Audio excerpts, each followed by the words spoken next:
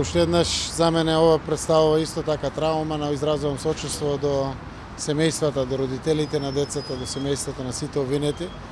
2,5 часа давав исказ и одговорив на сите прашања, вклучително и на прашањата на родителите. Сите трагаат до крај на вистината. Сето тоа што сум го имал, сум го предал. Сето тоа што сум го искоментирал, сум го разговарал и пред родителите, јавно сум го искоментирал и до ден денеска тоа што го кажав, стојам позади тоа.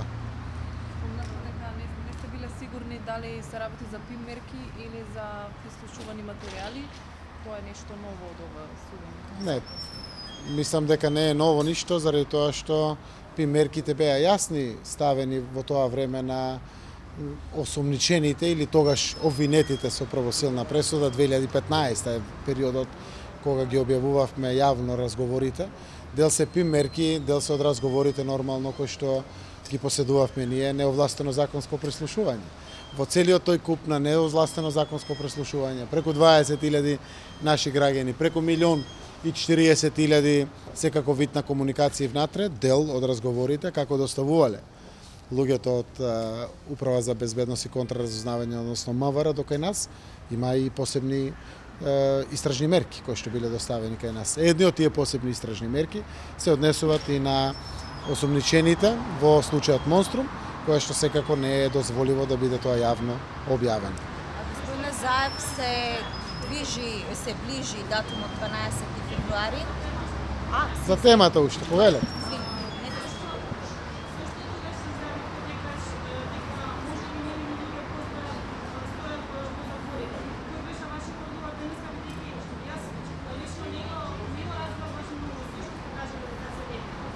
Еве повелете да ја проследиме сите истрагата. Можеби истрагата ќе покаже дека некој дел, сите се невини, виновни заради тоа и тоа, невиновни заради тоа и тоа или слично.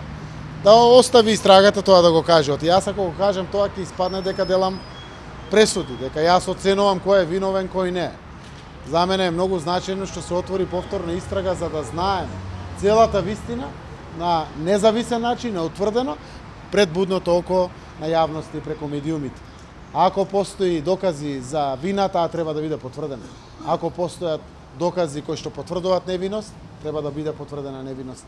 Ако нема докази некој да се осуди, исто така не треба да се осуди.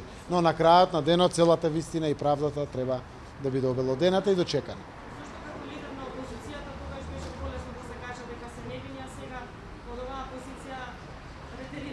Заради тоа што сега постои независно правосудство, каде што премиерот не се јавува ни на обвинители, ни на судии, процесот тече транспарентно, буквално можете онлайн да правите од самата седница на судските рочишта кои што се случуваат и така се носи правдата во правна држава. Секогаш тогаш сум можел да кажам тоа што го чувствувам и така сум го споделувал. Ако видите сите кои што се осудени луѓе и денеска кои се обвинети, и како тече обвинението, ќе ви биде јасно зошто еден Зоран Заев, кој што ги читал ваквите транскрипти, си давал за право да даде вакви коментари или, не знам, одредени спротиставени ставови на тогашната пресуда од 2015. Денеска сум јас сведок овде, преку моето сведочење верувам дека ќе помогнам да до крај се расветли вистината и се утврди правдата.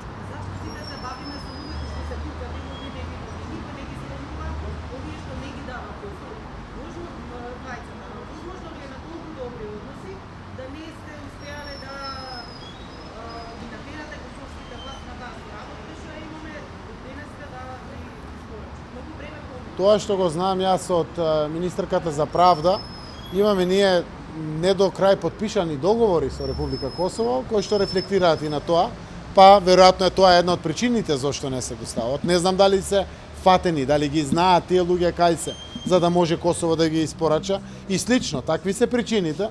Две пријателски земји не треба да имат дилеми помеѓу себе дали треба да испорачат нешто што е меѓународна пракса и меѓународно право.